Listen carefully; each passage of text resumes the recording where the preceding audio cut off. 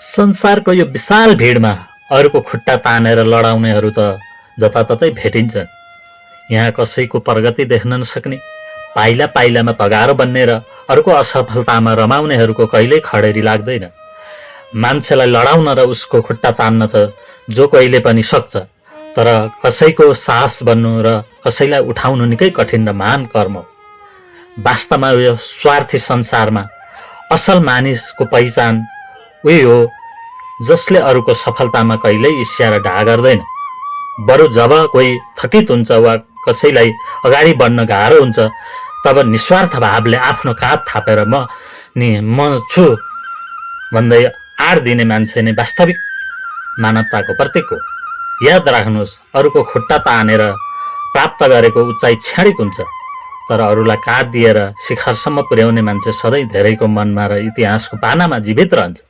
त्यसैले भिडको हिस्सामा मात्र नबनौँ, बरु कसैको प्रगतिको दरिलो आधार बनौँ।